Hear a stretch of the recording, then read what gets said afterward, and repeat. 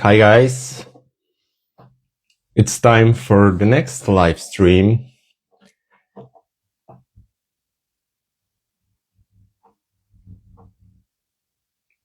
Let's invite Madison.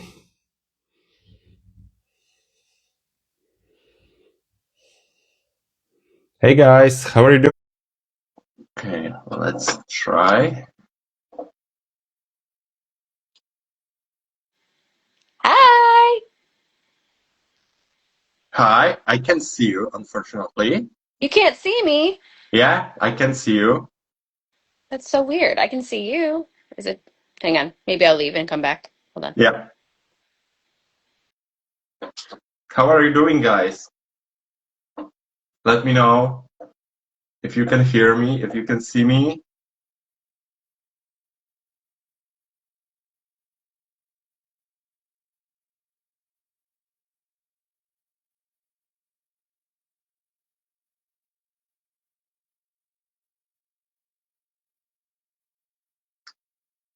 We're trying to start this live stream, but Instagram doesn't help.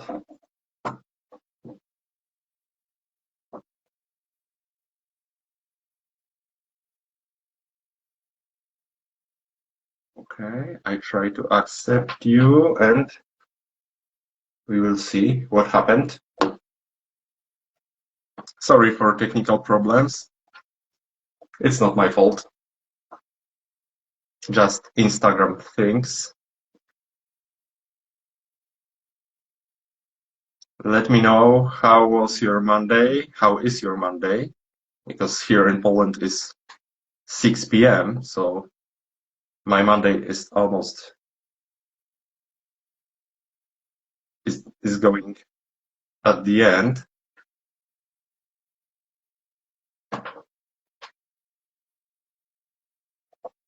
We are still trying to add Madison here.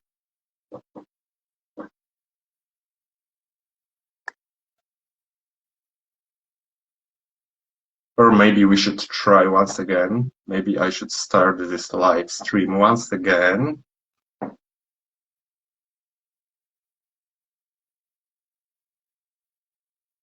Okay, let's see. Let me know if you can hear me, if you can see me. I hope so.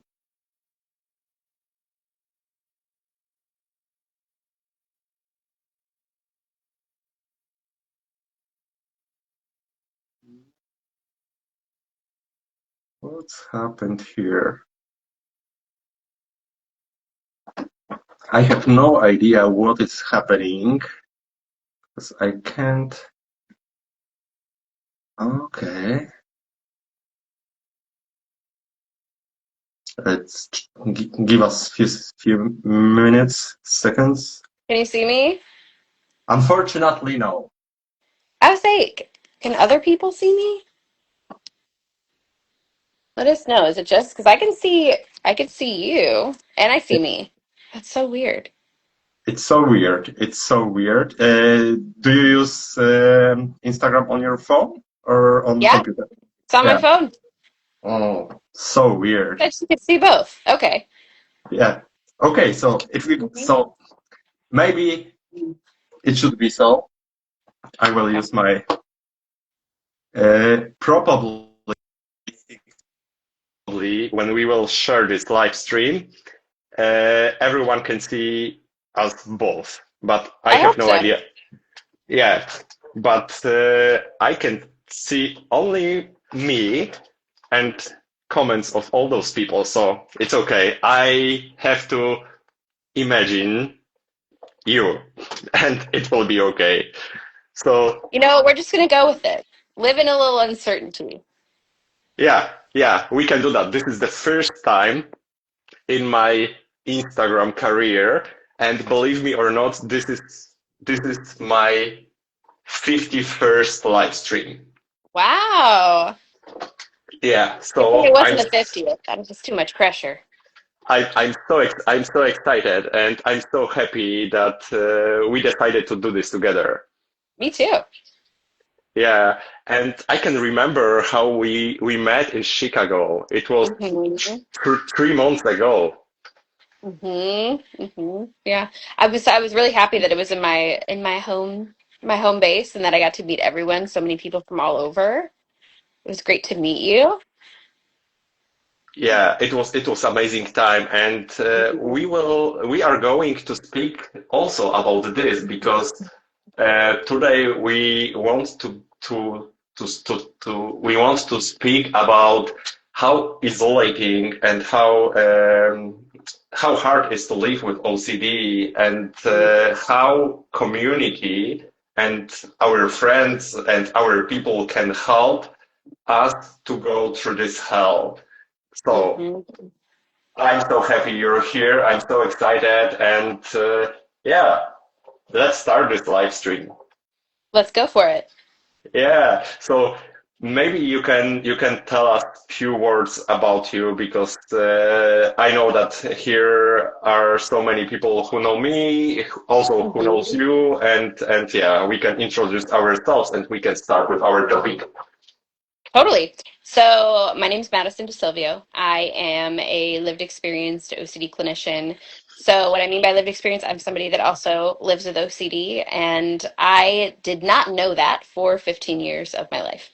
I am part of that statistic that says it takes 14 to 17 years for people with OCD to get the correct diagnosis and treatment. And that was me. I had obsessions from 8 years old until I was 23 and finally got formally diagnosed. It was interesting because during that time I was in grad school ready to become a therapist, and that's when my OCD midway through grad school became the worst it ever had been. Had to take some time off of Mhm. grad school, do a PhD, had to take a whole year off. But honestly, it led me to being able to specialize in OCD. I did my internship specializing in OCD and now work with OCD every day. And if that wasn't something that I had experienced, again, not that I like OCD by any means, right? But if the timing didn't pan out the way it would, I don't know if I would be such a specialist in OCD. So that's a little bit about me. Yeah, so maybe I will introduce myself. So my first OCD symptoms was when I was about 10, but I was diagnosed in 2023, so 2 years ago in November. So it was 2 years after my diagnosis. And uh, when COVID starts, for 3 years, I felt so isolated. I felt so alone. I was scared to tell anyone what's going on in my head.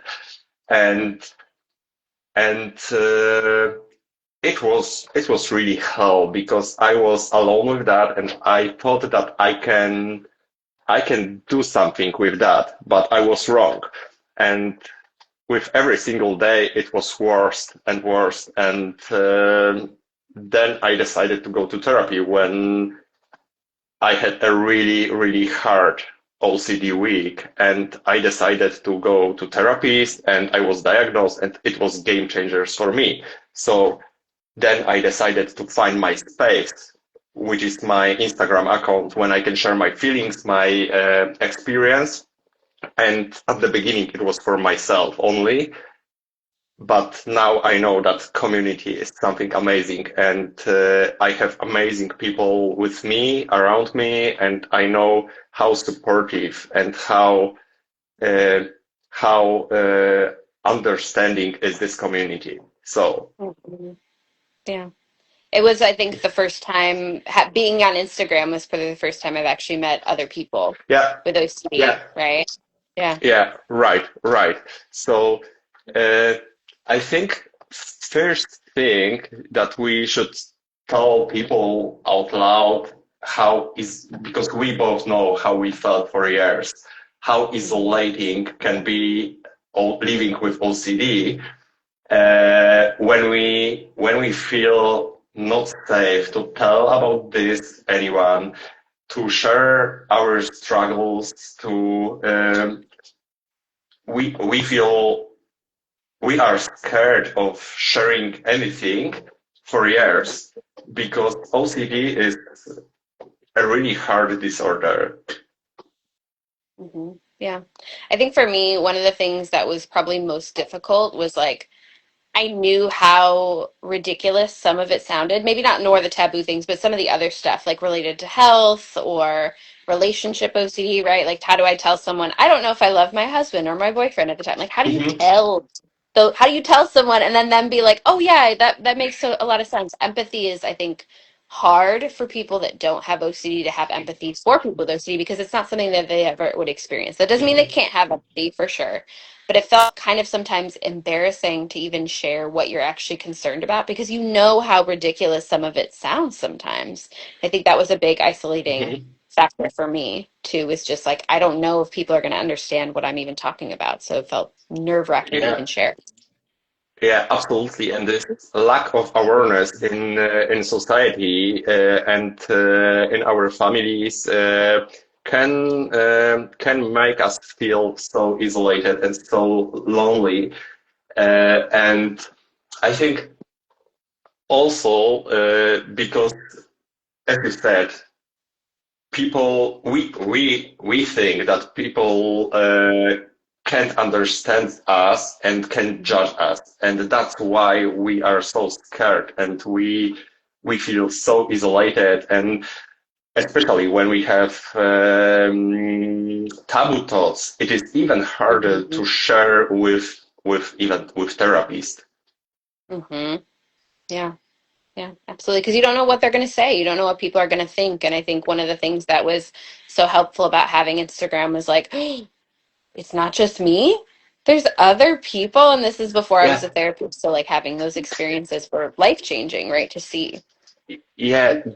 This was game changing, and this part of my OCD story, my recovery journey, was that I felt that I had these terrible thoughts about my relationship because I struggled with ROCD for the last 4 years or 5 years, and Mm, I thought that, oh my gosh, I am the only one, and if I tell anyone, everyone will think about me that I'm crazy, or you know, I was afraid of being judged, even uh, inside my family. So Mm-hmm. the first step I taken when I was diagnosed was creating my account when I started sharing my experience, and every single day I started meeting other people, other amazing people who were so supportive, and I I realized that I am not alone in this. Mm-hmm. Yeah. My account originally was an exposure. So I had thought about doing something like this before, like posting online and Instagram, and I was always kind of like very afraid of judgment, right? Because you think that you're the only one who OCD loves to make people feel like they're the main character. So I when I came up with a name though, I'll share that story too. I was in the gym. So for those that don't know as well, I love weightlifting. I love exercising. It's very similar in a way to OCD of like let's just kind of push through the things that not push through, but accept the things that are difficult, such as Mhm. finishing a last set or running a little bit longer, but knowing that that pain is short lived if you get through it and it helps better you. But I was at the gym and I was like, oh, obsessively strong. And I created it that day and like I was like, okay, I guess I'll have to do this exposure now where I'm going to share a little bit about me and see what Yeah, kind of happens. Here we are. yeah, and you know, when I first uh, created my account was totally I didn't show my face. I didn't want to someone from my friends will see me there or something like that. But week by week, I realized that this is living with OCD. This is not something that we should be ashamed of. This is something that when we decided to go to therapy, that's showing other people that we are so strong, as you said, obsessively strong. And Hmm. And when I decided to, after my diagnosis, to tell my friends from work about my struggles and about my diagnosis, I was shocked that they are they were so supportive, and they didn't understand, but they tried to help me. And Mm-hmm. this first step of sharing my story to other people, my close ones, but then in this community, uh, helped me realize that I am not alone in this, and we can support each other in this community. And this is truly amazing. Yeah, absolutely. And I think similarly, I didn't share exact. So one of the things when I got diagnosed it was psychosis OCD, so the fear of developing schizophrenia, some sensory motor stuff, so experiencing constant like derealization, depersonalization. And it's like to go to your friends and be like, "Hi, I'm afraid that I'm developing psychosis." That was really nerve-wracking, right? Because one, what if they actually think so and reaffirm my OCD, right? But two, what if they don't want to be my friend anymore? Because like, who Mhm. thinks like that? And again, same thing, same experience as you. Everyone was like, "Oh, I've had that thought before." That's not. But again, it didn't stick for them. But this just kind of verbalization of like, "Oh yeah, this is something that okay, totally. I get why that makes sense why you'd be afraid of that." And like just Yeah. having this support, maybe not support in the same way of like the OCD community, but at the very least, Mhm. Yeah. not the not the judgment that OCD had convinced me was going to Yeah. occur when I started to share some of these things. Yeah. And I know that at the beginning of our stories, it was really hard to tell someone about this, what we are going through, about our thoughts, about our struggles. But with time, when I decided to share my story to the people from my city, and I realized that there are so many people in my city who also are struggling with OCD, and started asking me about my story, and we decided to meet together. It was really amazing, and I Hmm. think this helped to break the stigma, and I really appreciate that I decided and told others, but also that when I shared my story on my Facebook, other people started to writing me and telling also how brave I am, and this was amazing. Yeah. And similarly, it was very surprising for me to have that experience because it was similar. A lot of people would say like, "That's so amazing. I'm proud of you," like stuff like that. And it's like that was so shocking because of what OCD decided to tell me most of the time was like, nobody's gonna want to know you. Nobody's gonna want to be your friend. You can't tell anyone. Hmm. Like isolate, isolate, isolate. Don't share it. Don't share it. And it's like what people I think need to understand about OCD is it thrives in isolation. Of course, we want to share with people that are really safe and will be able to be supportive or know that like we want to feel safe in order to share those things. But um, OCD thrives in isolation.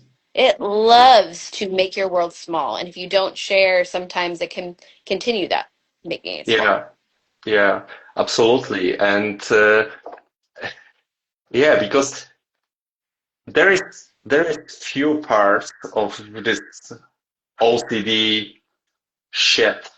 Sorry for this word, Oh, you're but good. yeah, yeah. Uh, You're good. that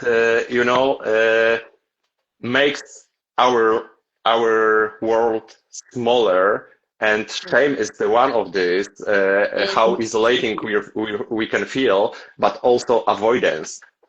Oh yeah. When we started avoiding things, triggers, and all those things that happening around us, we are isolated, and we even so through, through for example avoidance sleep.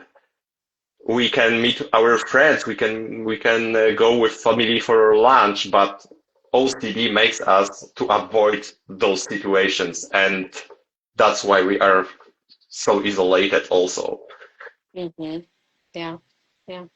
OCD Yeah. loves to take the things that you love the most and take it away. That continues that narrative that you are not the person that you think that you are. And it's like, it's so Hmm. interesting how, like, it's not the thing that you're afraid of isn't happening, but at the same time, it's making your world small as if it is. So Yeah. it's trying to, we got to make sure we're not isolating or Hmm. avoiding or doing anything that's going to appease OCD. Yeah. And Madison, can I ask you a question? Sure. What were the hardest part in your OCD journey when we speak yet now about isolation? Because we are silent the most of time. There is stigma. Society. We think that society don't understand us, but this is also true because we have a lot to do about awareness in society. But what was the hardest part for you? Just in, okay, so just to be clear, in with the isolation or just in general? I think with you can tell us in general. Okay. I think for me, the most difficult part of my journey was the lack of trusting myself. And what I mean by that is there were multiple experiences, especially with like psychosis OCD, where I would experience something and then instead of actually acknowledging like, yeah, that was not a good situation or a safe situation or things like that, it would Hmm. just go like, did you hallucinate the whole thing? Did you care about that whole thing? So a Yeah. lot of focus on the OCD versus actual real life things that I should have been caring about, but I just couldn't because of the level of obsession or anxiety I was experiencing from those experiences. So it was Hmm. more the difficulty of not being able to trust who I was and what I was experiencing. That was probably more one of the most difficult parts for me. Yeah, and I think this also impact your life in this way that you can also feel isolated because if you don't Mhm. trust yourself, you can also be with this struggle alone, and it is hard to explain people what we are going through. And I think about my story, and I think the hardest part was the lack of understanding from people that I thought should should support me the most. Mm, And this is hard because I don't I can't control others' behaviors. I can't make something to try to understand. If someone don't want to understand, I can't do anything. mhm. And this made me feel so isolated because of lack of support Yeah. in the place where I live. And I don't I don't I don't speak right now about workplace because in my workplace I have so many amazing people who understand me, who support me, who are following my account and watching my live stream also. So I'm really grateful for that people. But sometimes you need one closest person who really support you and who tries to understand you. Yeah. And I think during that journey, it's kind of trying to figure, for me, it was kind of trying to figure out who are those people and who aren't. Mhm. And I think when those people aren't, right, that doesn't mean that I can't, that I didn't feel like I could be friends with them or that we couldn't like coexist or things like that. But for me, I think it was more, okay, you're just not someone I'm going to share these parts of my life with. Not because of Mhm. anything. And this was a part that a big building block for me was like, okay, not because it has anything to do with me. It's more, all right, this is something that you're not capable of holding or handling or dealing with, which is okay. Like that's their right, that's their prerogative. But for me, I had to work a lot on being okay with other people not being comfortable. Mhm. And knowing that that is has Yeah, nothing to do, like that's not a representation of me because nobody should be ashamed of their experience with OCD or the thoughts that they have with OCD because it's a disorder, not something yeah, that's actually values based or ego syntonic. It's not. So it's just, absolutely, yeah.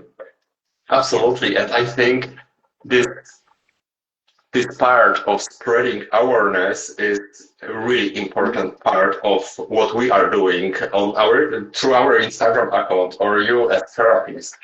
Because if we show people that this is disorder, these thoughts are ego dystonic, and Mhm. that OCD and we are not our thoughts, we can help people to better understand and to make a real change. Mhm. Yeah. Yeah. Yeah. Even. So that's why I decided to do what I'm doing because Mhm. we both know how lonely we felt for years, and Mhm. now we can we can change this through these live streams. Even if one person will decide to go to therapy or to tell someone, I will be happy. And Mm. you know what? This was my first time because this was also game changing for me. Mm. The first IOCDF conference in Chicago. I felt there like in an amazing family. Mhm. I met my people and I was shocked how supportive, how amazing are those people. And yeah, I'm so happy and so grateful that I decided to go there. Mhm. Yeah. And we're happy. Everyone's, I'm sure, happy to see you. I was happy to see you there. I think that it's amazing that you traveled so far to be a part of something that is not very, it doesn't happen very often, right? Once a year. There's a lot of online spaces, I will say, but there's not a whole lot of Mhm. in-person spaces for us to really um, be around our people, be around all the brains that work very similarly and understand each other and have no judgment. So it's awesome that you Yeah, came. yeah, this was amazing, and this showed me that I am not alone. I had really hard time in Chicago for the first 2 days of IOCDF conference, and I thought that I can't go out of my room Mm. after first day of IOCDF conference. But then my amazing friends helped me to face my fears and supported me so hard as they can, and it showed me that I am not alone, and there are so many people that want to support me, and we can be together in this. And I have something from Chicago, so I decided to do this after Chicago. But Mhm. uh, I have tattoo from Chicago that we are not alone. Oh, I love that. Are those our coordinates? The Chicago Yes, coordinates? yeah. Amazing. These are our coordinates of the bean. Oh, cute. Yeah, Did you like the because bean? I have an amazing memory from the bean, so I decided to do this because Mhm. I know that I am not alone and I can be myself and I can be around people who accept who I am and know because I'm struggling with my disorder or because of OCD. They really they are really my people. So I'm grateful for that. Yeah. Yeah. And it's, I get in those spaces, it's really powerful because I feel like I was constantly around people that felt different than me. I felt like the odd one out a lot in life, and then meeting people through online, through Instagram, or just in person at the conferences, just knowing that they knew and understood my brain the way that I understood theirs was life Mhm. changing. Right? To have that support. So I feel you. I totally Yeah, get it. yeah, and absolutely. We can also tell people that being in this amazing community cannot replace therapy because this is not Totally. therapy, but Correct. it can help go through this life with OCD together, and it really makes a difference, a big difference. Yeah. I think you make a good point. A lot of time people will look for Instagram as therapy, and it's just not. Even the stuff I share on my page comes both from clinical stuff, some lived experience stuff, and I try my Mhm. best not to share anything that's going to um, like give any necessarily tools. It's more education to know what do you think that you need to do for yourself. Here's Mhm. information. Go reach out to a therapist that can actually help. But I think having Instagram as support and as Yeah. a way to encourage people to go get the necessary things to help with OCD is really powerful. Absolutely. I think at a first step, the social media are a really great place because people are scared to share their struggles with their families.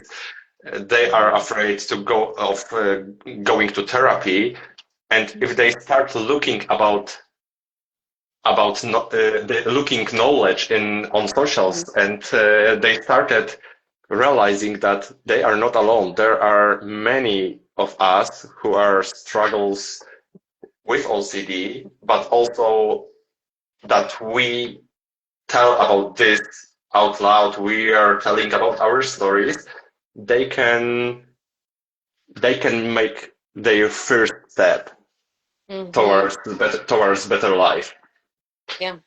I also really love the advocacy because it also helps therapists that don't understand OCD see about OCD because Mm, there are not enough therapists that know or understand OCD appropriately. So I think it's amazing for people that advocate like yourself or other lived experience people that share their story to really help other therapists that don't specialize in OCD understand this is a real thing and not something that should be taken as just a cleaning or organization disorder, which can be, but that's not the only mhm. form that there is. Yeah, absolutely. And sometimes through our advocacy, we can show other people and therapies that if they are not educated in treating OCD, they can just tell people go to this specialist, specialize with OCD or something like that, because this is really hard, especially at the beginning, if people are not aware of what OCD is and they have no idea where to start, Mm-hmm. where to go, where find the right therapist. Hmm. And and I think when therapists will be aware, oh, oh, something is destroyed behind my monitor. No worries. So if therapists will be aware of that, what is OCD, they can show people where the direction, where they should start, even if the therapist can't help them in OCD journey.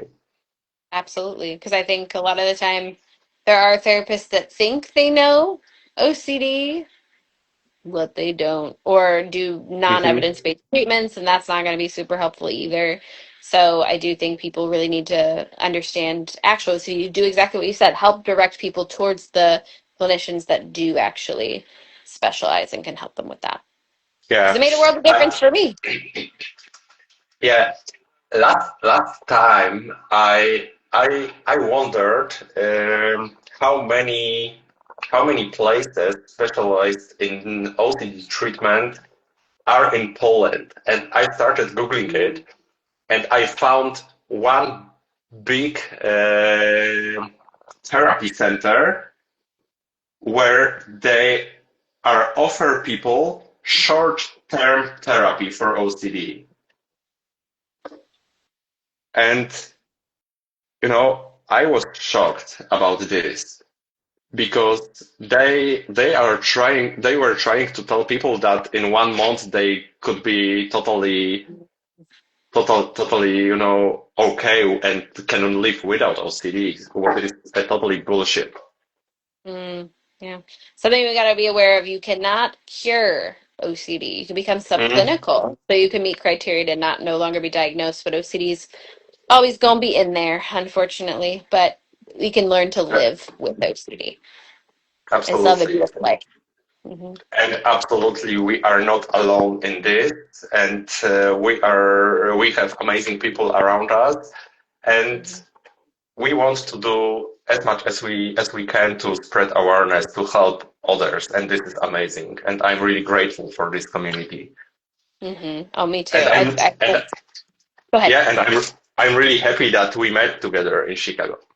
Me too. Me too. Again, those experiences are make me remember why I wanted to do this work in the first place, right? Like finding people that feel like understood and are getting the help that they need, are and showing everyone and themselves that they can live a beautiful life regardless of what OCD says. So I love that. Yeah, yeah. So, guys, if you have any question for Madison or for me, you can ask right now. Hmm. We are here to answer. But remember, this live stream is not therapy. I'm not therapist because also this is a problem of socials that so many people think that I can help them and I can, yeah, I can tell them as OCD advocate where to start and what is the first line treatment, but I am not therapist and I can't take everything on my shoulders. Right. We have our own treat. We have our own OCD to work through, our own things to work through, just like the people that reach out. Yes, we can help as best as we can, but at the same time, like Hmm.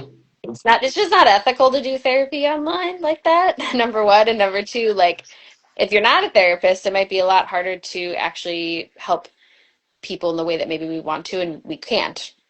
Even Yeah, especially if we're not, we just can't. So absolutely. yeah. So, if there is no question, I thank you so much for this live stream because I know that we can make difference and I know that this community is amazing and you know also this showed me that this is amazing because I started writing to people, let's do something for others, and people really want to help. Yeah. Yeah. I do think this community is really beautiful, especially for that point. There's so many free resources. There's so many people willing to help. There's Yeah. so many support groups. And I think that just goes to show how actually loving and caring most people with OCD are, even though the Yeah. brain tells us something different. Yeah, yeah, this is amazing. And after Chicago, I I had this feeling I missed all those people and I was so excited and I'm so excited to be again at IOCDF conference in Seattle. Yay! That's exciting to see that you'll be there. Yeah, yeah, You get to and meet more amazing people. I hope we